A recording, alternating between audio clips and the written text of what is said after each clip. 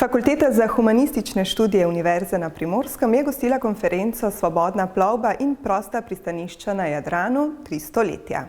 S to mednarodno znanstveno konferenco smo želeli po eni strani obeležiti 300. obletnico razglasitve prostih pristanišč v Trstu in na Reki, obenem pa tudi razglasitev svobodne plovbe na Jadranu z avstrijske strani nekaj let pred tem.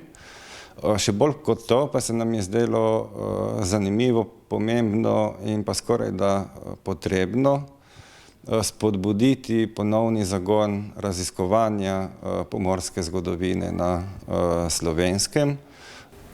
Bogata slovenska pomorska zgodovina je zanimiva tudi za tuje raziskovalce.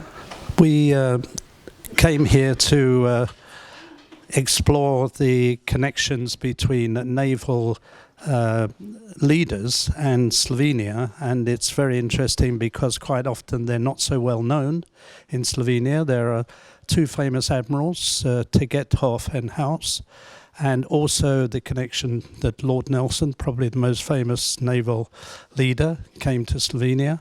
And then finally there is an admiral in the Royal Navy of Slovenian origin. This is the background to our talk. My great-grandfather was Admiral Regersveld, and I discovered a few years ago with great interest that he came from, or his family came from Slovenia. And he wrote a book about his time in the Royal Navy, and which gives great insight to who he was, and it is a great pleasure to be here to be able to talk about him and to tell you about how a Slovenian came to be an admiral in the Royal Navy at a time of the Napoleonic Wars. Konferenco je zaokrožila okrogla miza na temo sobivanja pristanišča in mesta Koper.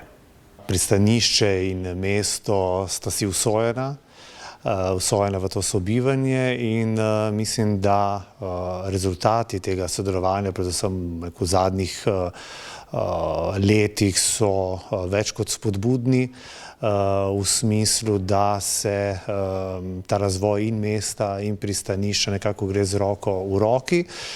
Sobivanje kot nekdo, ki je star manj kot je Luka že prisotna na tem prostoru, se mi zdi nekaj popolnoma naravnega. Pravi, da se dogovarjamo o skupnem razvoju tako lokalne skupnosti kot tudi pristanišča kot takega, in to se tudi dogaja, tako da kar z tega tiče sem zadovoljen.